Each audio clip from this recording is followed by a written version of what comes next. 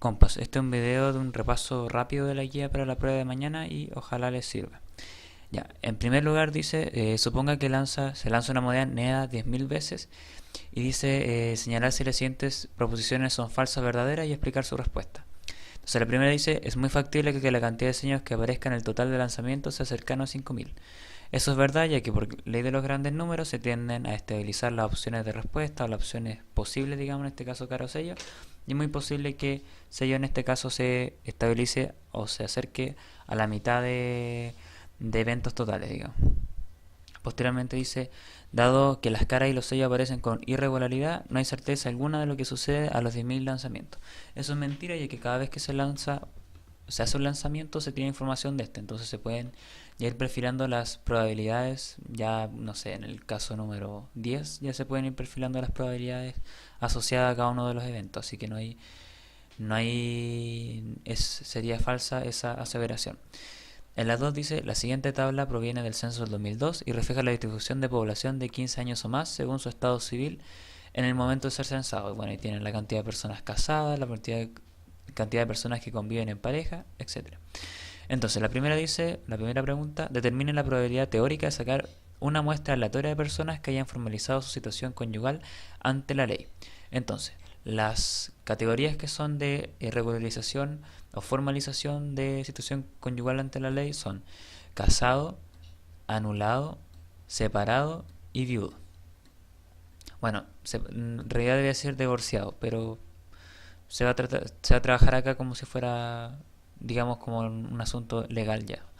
Entonces, lo que se tiene que hacer acá, en mi caso lo que hice fue copiar los resultados, los puse en un Excel, los pegué directamente, y lo que hice en primer lugar fue sumar las casillas donde están las categorías que recién dije, las de casado, anulado, separado y viudo, me dio un total de 6.348.281, y si ese total de casos se divide sobre el total de la muestra, digamos, 11.226.309, le va a dar como resultado la respuesta que está acá. Una probabilidad de 0.5656 asociada a ese evento. Es decir, hay una probabilidad de 0.5 o del 56% de probabilidad de que si yo saco un sujeto al azar digamos, de todas las personas en general, es decir, según el censo, los resultados del censo del 2002, va a tener un 56% de probabilidad que esa persona que salga entre alguna de las categorías legalizadas, digamos, de unión conyugal, de situación conyugal. Eso para la primera. Para la B nos piden determinar la probabilidad teórica de sacar una muestra aleatoria respecto al total de chilenos para cada una de las categorías de respuesta.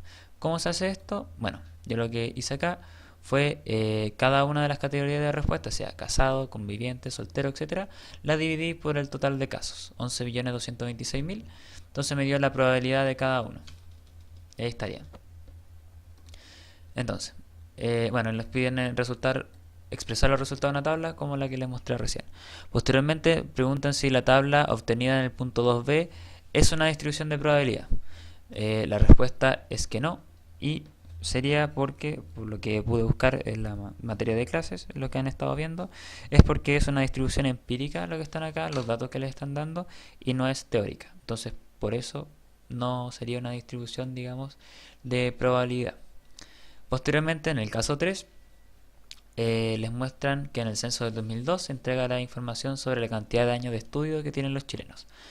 A partir de ella se elaboró una distribución de probabilidad. Sale entre comillas. Entonces, tener 0 años de estudio tiene una probabilidad asociada de un 0.06, es decir, de un 6%, y así sucesivamente. Entonces, lo primero que le preguntan es que si la tabla anterior cumple con las propiedades básicas de las probabilidades. La respuesta es sí. Y bueno, ahí pueden ir poniendo porque, no sé, la suma total da 1, etcétera. Las características básicas de las probabilidades. Posteriormente la B dice, si la respuesta anterior es positiva, determine la media de la desviación estándar de la distribución. Entonces, para eso lo que se tiene que hacer es hacer una sumatoria de lo que son, es decir, en el caso de la media, una sumatoria de lo que es el x por px, es decir, 0 por su probabilidad, 1 por su probabilidad, etcétera, y de todo eso sacar la sumatoria. Y para el caso de lo que es la desviación estándar, tienen que hacerse lo mismo. Es decir, tiene que usarse la fórmula de la distribución estándar, que la voy a buscar y se la muestro al tiro. Bueno, aquí tiene su fórmula de la desviación estándar. Pueden utilizar esta, por ejemplo, que es la suma de los x cuadrados multiplicado por los px, es decir, los x por px, solamente que el primero elevado al cuadrado, y posteriormente es decir, ya una vez obtenido ese resultado, la sumatoria de ese resultado, restarle lo que sería la media al cuadrado, la media que les haya salido, que es el resultado de la sumatoria de los x por su px. Es decir, su x de acá, la cantidad de años, por px, la probabilidad asociada a cada uno de los eventos. Posteriormente, bueno, y las respuestas de eso son que la media es de 8.53 y la desviación estándar es de 4.69. En la 4 dicen, encuentre bajo el área bajo la curva la probabilidad asociada que está entre los siguientes valores de z. Entonces, en el primer lugar les piden encontrar la probabilidad asociada entre un z de 0 y un z de menos 0.3 de menos 3, de menos 3,2. Entonces, la probabilidad asociada entre ese tramo sería entre menos 3.2 y 0, que sería la mitad. Entonces, nosotros sabemos que para cada lado de la distribución normal hay un 0,5% de probabilidad asociada. Aquí tenemos nuestra tabla de la distribución normal y sabemos que desde el 0 hasta el menos 3.2 se acumula más o menos el 50% de los casos. Porque entre menos 3 y 3 positivo, digamos, deviación estándar, se acumula el 99% de los casos. Entonces, se espera que se acumule la mitad entre menos 3,2 y 0, entre todo ese tramo. Y digamos, y de hecho no se puede ver el valor de 3.3 desde 0 hasta 3.3 positivo, no aparece en la tabla. Entonces, de hecho, si ustedes se dan a la respuesta, van a ver que la respuesta es 0.493 y también un resultado tipo mayor a 0.4964 también es apreciable, es decir, es mayor a el último valor que aparece acá, que es de 2.69. Entonces la probabilidad va más allá de eso. ¿Y por qué no sirven los valores positivos? Ya que como es la media respecto a un valor cualquiera, es la misma probabilidad asociada entre el menos 3.2 y el 0 a entre el 0 también y el 3.2. Sería la misma probabilidad, ya que es simétrica, es la misma distancia hacia allá que hacia allá. Acumula la misma probabilidad de caso. Entonces por eso nos sirve ver aquí en valores positivos directamente lo que es la respuesta para ese ejercicio. Posteriormente, la B dice a la izquierda del puntaje Z estandarizado de 1.55. Entonces, nosotros buscamos 1.55 en nuestra tabla.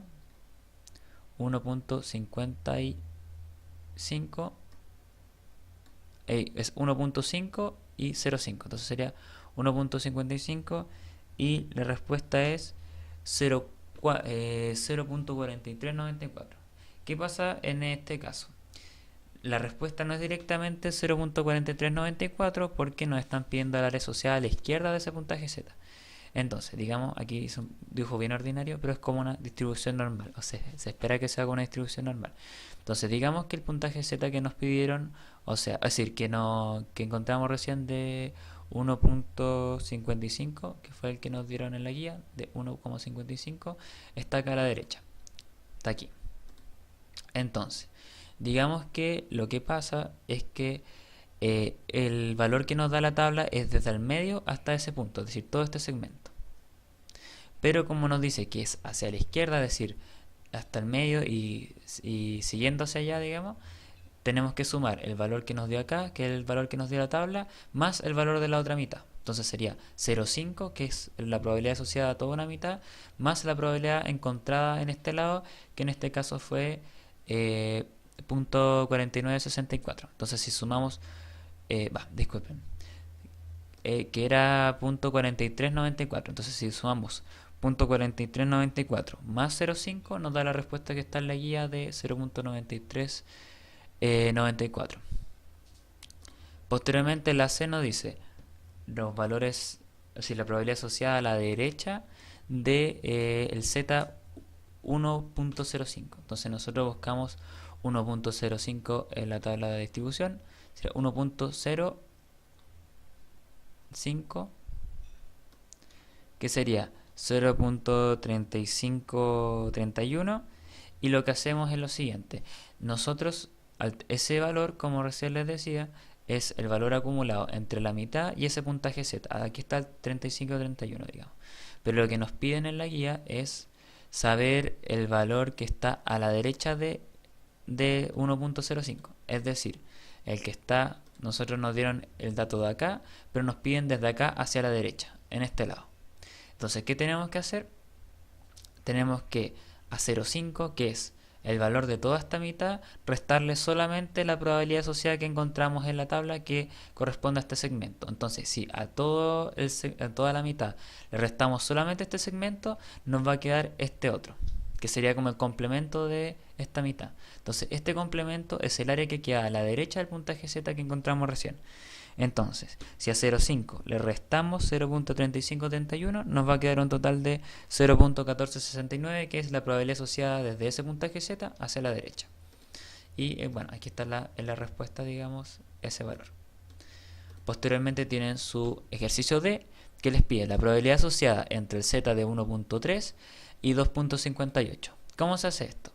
Digamos, volviendo al dibujo rasca, tenemos el puntaje Z de menos 1.3. Digamos que este es menos 1.3.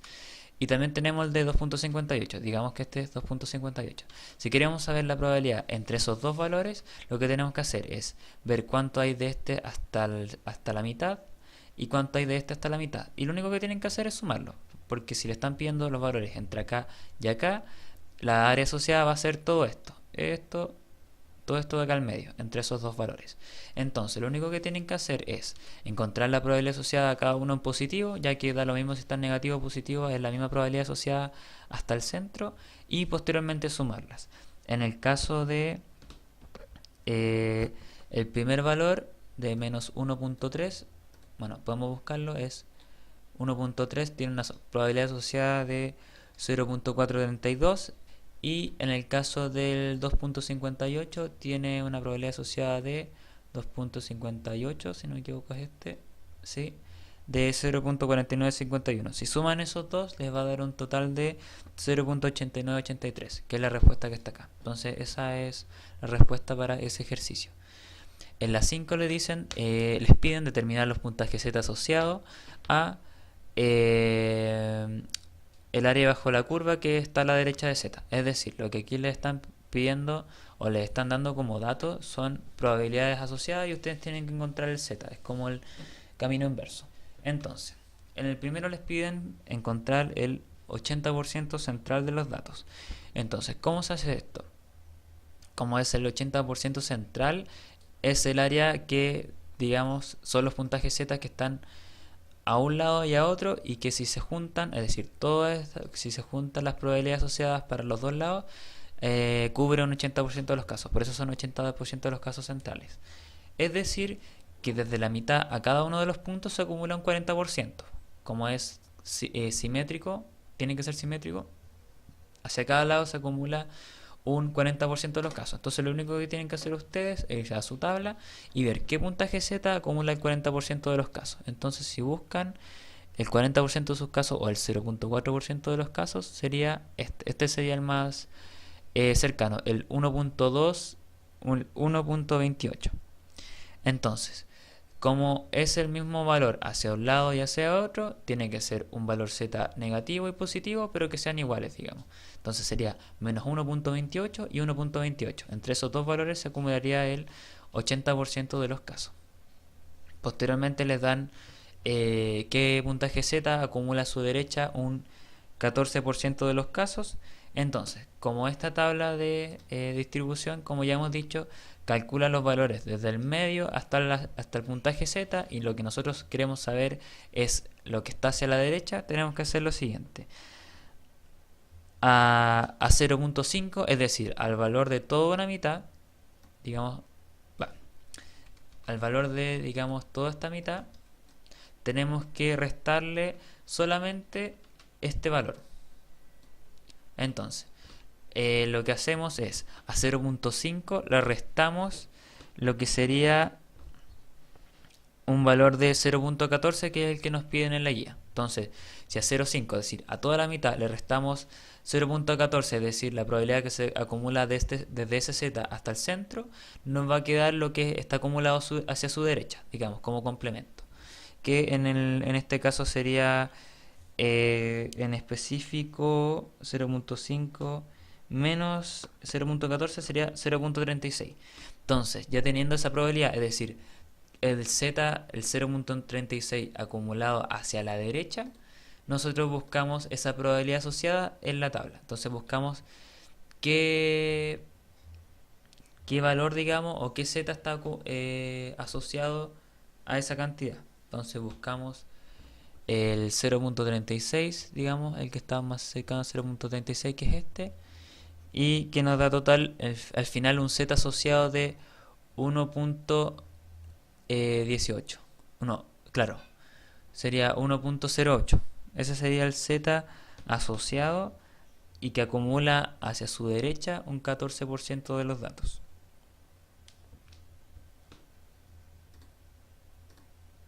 Entonces, si nos vamos hacia la guía, vamos a ver la respuesta que, claro, su z es 1.08. Y creo que me lo expliqué al revés. Si lo que me están pidiendo es que a la derecha acumule un 14% de los datos, significa que tengo que buscar el complemento para saber cuánto es lo que acumula ese z hacia el centro. Ese era el... Creo que lo expliqué al revés para que no quede esa confusión. Entonces tengo que buscar entre qué valor de 0 y z me acumula el 36% de los casos para saber que hacia la derecha se acumula un 14%. Entonces primero se busca ese complemento de restarle a 0,5, es decir, a toda la mitad se le resta solamente el segmento del 0.14 para que me dé este valor. Entonces este valor puedo buscarlo en la tabla, el que me acumula hacia la izquierda 0.36, porque por su contraparte también va a estar acumulando el 0.14 hacia la derecha, y que eso es lo que estoy buscando. Ya, posteriormente me pide encontrar el que acumula un 0.6, digamos, de probabilidad, y aquí hay algo en específico. Si ustedes se fijan, aquí les piden el que va a la derecha de z, es decir, que hacia la derecha acumula un 0.6% de los casos. Si tengo un z que hacia la derecha me acumula un 0.6% de los casos, yo rápidamente, o puedo sacar por deducción, que este es negativo. ¿Por qué? Porque si una mitad de la distribución es un 50%, si hacia la derecha me acumula un 60%, significa que tiene que estar acá. Tiene que acumularme un 10% primero y posteriormente un 50% en el otro lado. Entonces tengo que buscar un z que hasta el medio me acumule un 10%. Y eso se busca en la tabla. Busco el que sea 0.10. El 0.10 es a un nivel de 0.25 acá, porque si se fijan está a punto de ser 0.1, 0.25, y como ya vi y se puede sacar por deducción, está al lado izquierdo, este tiene que ser negativo, entonces sería menos 0.25. Y ese sería el z asociado que acumula hacia su derecha un 60% de los casos. Posteriormente la D, tenemos un z negativo de 0.18. Entonces, ¿qué pasa en este caso? Como es un z negativo, o sea, ya me están diciendo que es un z negativo, los z negativos, digamos, o los números negativos, en vez de acumular la probabilidad, digamos, hacia la derecha, van a acumular la probabilidad hacia la izquierda. No sé si me explico. Si es que en este caso los z que me decían acumulaban probabilidad hacia acá, en el otro caso van a acumular la probabilidad hacia allá, por propiedad, digamos, de ser simétrico. Entonces, teniendo esa premisa, lo que tengo que hacer es el desarrollo normal del cálculo y posteriormente ponerlo en términos de números negativos. Entonces, lo primero que hago, igual que antes, es sacar el complemento, es decir, restarle a 0.5 0.18, me va a quedar un 0.32.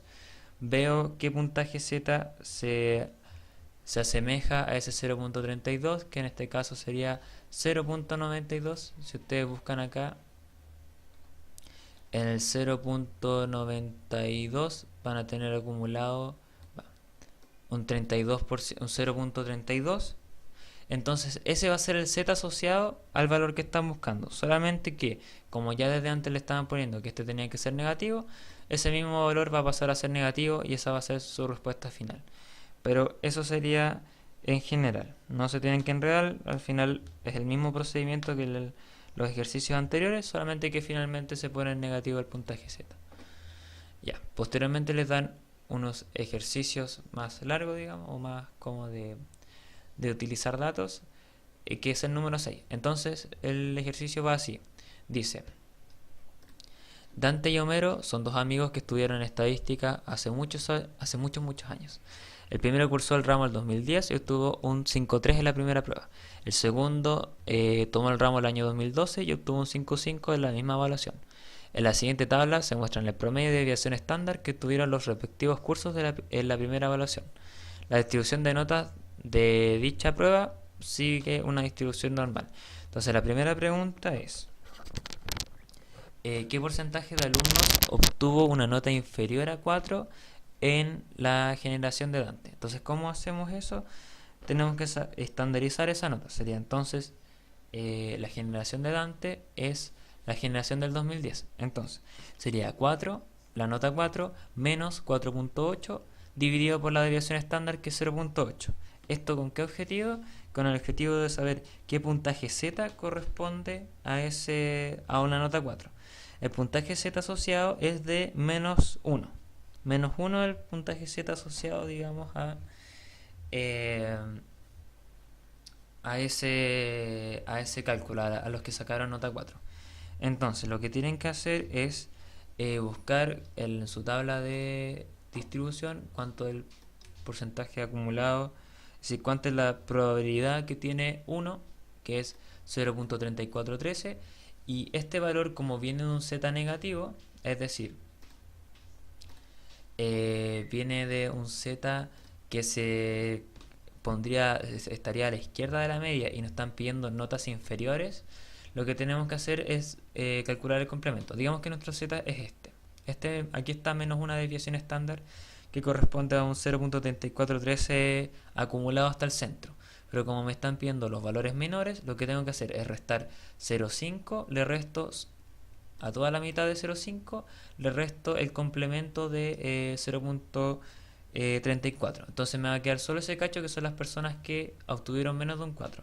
Si hago esa resta de 0.5 menos 0.3413, me va a quedar un 0.1587, que es la respuesta un 15.87% que les dan en la guía.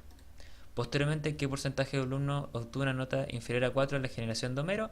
Se hace el mismo procedimiento, pero se tiene que, en vez de usar, se tiene que usar el promedio de la generación de Homero, que es 5.4, y la desviación estándar, que es 1.7. Finalmente es el mismo procedimiento, porque les queda un Z negativo, menos 0.82. Entonces está asociada a una probabilidad del 0.29 en la tabla. Y si al 0.5 le restan el 0.29, les queda el 0.2071, que también le aparece a la guía como respuesta. En la C les dice: ¿cuál es la probabilidad de obtener una nota superior a Dante en la prueba 1 rendida por su generación? Para hacer esto tienen que estandarizar la nota de Dante. Dante obtuvo un 5.3, entonces sería 5.3 menos 4.8, que es el promedio de su generación, dividido por 0.8. Eso les va a quedar un valor estandarizado de 0.63. Entonces, a 0.63, si nosotros buscamos qué puntaje Z que en 0.63 estandarizado, ¿cuál es la probabilidad que está desde ese valor hasta el promedio? Es de 0.2357. Entonces, como ese valor es digamos que esta es la nota que se sacó Dante. Entonces, digamos que está es el valor de Dante hasta el medio, digamos, ahí está la probabilidad asociada que nos dio recién en la tabla. Entonces nosotros estamos buscando lo que sacaron más que Dante. Entonces lo que hacemos lo de siempre: a 0,5, le restamos la probabilidad que nos dio recién de 0,23 y nos da un resultado de 0,2643, que es el mismo que está en la guía. Posteriormente, en el ejercicio D, dice, comparando a Dante con Homero, ¿cuál de los dos obtuvo un mejor resultado respecto a su generación en la prueba 1? ¿Cómo se hace este ejercicio? Igual es más o menos simple, digo. Lo que se tiene que hacer es sacar el puntaje estandarizado respecto a la nota de cada uno con los datos de cada uno de sus cursos. Por ejemplo, recién estandarizamos la nota de Dante, que era 5.3 menos 4.8, que es su promedio, dividido en 0.8, y eso nos dio un puntaje estandarizado de 0.63. Si hacemos lo mismo con Homero, que es tomar su nota, que fue un 5.3, no, que fue un 5.5, le restamos el 5.4, que fue el promedio, y lo dividimos por 1.7, que es la deviación estándar, nos va a dar un puntaje estandarizado de 0.058. Entonces, si nos damos cuenta, digamos que acá los graficáramos los dos, digamos que Dante estaría acá con un 0.63 y aquí estaría Homero con un 0.058. Entonces, como está más hacia la derecha Dante, digamos, obtuvo un mejor resultado, digamos, en términos estandarizados que Homero. Porque digamos que no obtuvo una nota superior, obtuvo un 5.3, digamos, versus un 5.5, pero el promedio estuvo más bajo en el curso de Dante que de Homero y estuvieron distintas las desviaciones estándar. Entonces, como puesto, digamos que tuvieron distintas dificultades, por poner un ejemplo. Entonces, si bien la nota es inferior en términos relativos, en términos puestos en el contexto de cada uno de sus promedios es superior, porque el promedio en general en el curso de Dante fue menor. Entonces, aunque la nota fue menor, en términos estandarizados le fue mejor. Como digamos que aquí estuviese Dante y aquí Homero con cada uno de sus puntajes estandarizados. Entonces, posteriormente en la E les piden ver qué nota tendría que haber obtenido Homero para obtener el mismo resultado relativo que Dante. Entonces ahora tenemos que ir a la inversa. Para sacar este resultado tenemos que ver qué puntaje estandarizado tiene Dante respecto a su nota, que como lo sacamos recién es de un 0.63, y hacer un cálculo en poner, digamos, 0.63 es igual a x menos 5.4, es decir, a una nota desconocida, no sabemos qué nota tiene que sacar Homero, digamos, es una incógnita por mientras, menos 5.4 porque es el promedio, dividido por 1.7, digamos que ya obteniendo, de ahí tienen que despejar esa ecuación. Entonces, si está dividiendo 1.7, pasa multiplicando 0.63, que es el puntaje estandarizado, y el menos 5.4 pasa sumando hacia la izquierda, digo. No lo tengo aquí escrito, pero ese es el procedimiento que hay que hacer. Y ya, multiplicando el 0.63 por el 1.7 y sumándole el 5.4 le va a dar un total de 6.471. Es decir, tendría que sacarse un 6.4 Dante para, en términos relativos, igualar a Homero. Entonces, para que vean que igual la variabilidad respecto a la desviación estándar y al promedio que tenga cada uno de los cursos hace variar los puntajes en específico. Entonces, posteriormente en la F les preguntan, de todos los alumnos que rindieron la prueba 1 del año 2010, se saca una muestra de 50 casos. ¿Cuál es la probabilidad de que el promedio obtenido en dicha muestra sea mayor a 5.3? Entonces, lo que se tiene que hacer es que si se está trabajando con una muestra, lo que tienen que sacar primero es el error estándar. Entonces, el error estándar se saca dividiendo la desviación estándar, digamos, en este caso 0.8 por la raíz cuadrada de la cantidad de personas de la muestra, en este caso 50. Si ustedes dividen 0.8 entre la raíz cuadrada de 50, le va a dar un 0.11. Entonces, lo que tienen que hacer posteriormente es calcular a qué puntaje estandarizado correspondería un 5.3, es decir, una nota de 5.3. Entonces, si ustedes 5.3 le restan el promedio que 4.8 respecto a ese curso y lo dividen por su error estándar de 0.11, les va a dar un total de 4.545. Es decir, que está más de 3 desviaciones estándar sobre la media, por lo tanto la probabilidad es nula de que haya un mejor resultado que el de Dante en esa prueba, o el que de obtener una nota 5.3 en relación a una muestra de 50 casos. Posteriormente en la 7 le dice como enunciado: en la Universidad de la Vida el promedio de horas mensuales dedicadas al running por sus alumnos es de 23 y la desviación estándar es de 3.51. Se aceptan infinitas muestras de 450 casos. Entonces, lo que les piden en primer lugar: ¿qué valor se espera encontrar en la media de la distribución mensual del promedio de las horas mensuales de running? ¿Y cuál es su simbología? Entonces, en este caso, el promedio también sería de 23. Se asemeja al de, digamos, de donde se trajeron las infinitas muestras, se asemeja al valor poblacional. Posteriormente, ¿qué valor se espera encontrar de la desviación estándar de la distribución mensual del promedio de horas de running? ¿Y cuál es su simbología? Entonces, sería 1.1655 y eso se obtiene a partir del error muestral. Entonces, lo que tienen que hacer es dividir el 3.51, que era su desviación estándar de la población, por la raíz cuadrada de la cantidad de personas de la muestra. En este caso, la raíz cuadrada de 450. Entonces, su error muestral sería de 0.1615 y ese sería el resultado que les da acá. No sé, 0.1655, disculpe. Y su simbología es S sub X bar. Posteriormente, ¿qué forma espera que tenga la distribución muestral de horas mensuales de running? Se espera que tenga una distribución normal, ya que por ley de los grandes números, etc. En la D nos piden encontrar la probabilidad de que el promedio de horas mensuales de running arrojados por la muestra se encuentre entre 22.7 y 23.4. Si ustedes hacen esos cálculos, les va a salir, en primer lugar, para 23.4 horas tienen que estandarizarlo, es decir, le tienen que restar la media, en este caso 23, y dividirlo por el error estándar, que sería 0.165. Ese le va a quedar un puntaje estandarizado de 2.42, que si buscan en su tabla de distribución normal, acumula ese puntaje Z hasta el 0, un 0.4922% de probabilidad. Si digamos que el Z estuviese acá, hasta el medio, si lo buscan en la tabla, el 2.42 estandarizado acumula un 0.49% de los casos, 0.49. En el caso del segundo disculpen,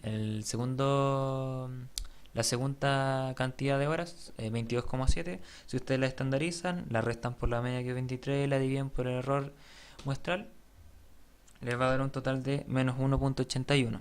Entonces, si ustedes buscan eso en su tabla estandarizada, les va a dar un total de 0.4649, que sería, digamos, la distancia, es decir, la probabilidad acumulada desde el 0 hasta el 1.81, 4649. Entonces, como a una es puntuación estándar, está a la izquierda y otra a la derecha, las dos proporciones, digamos, que encontramos son en relación entre ellas y la media. Entonces, lo único que tienen que hacer es sumar cada una de ellas. Si suman 0.49 y 0.46, le da el total de 0.95, que es el que aparece en la guía.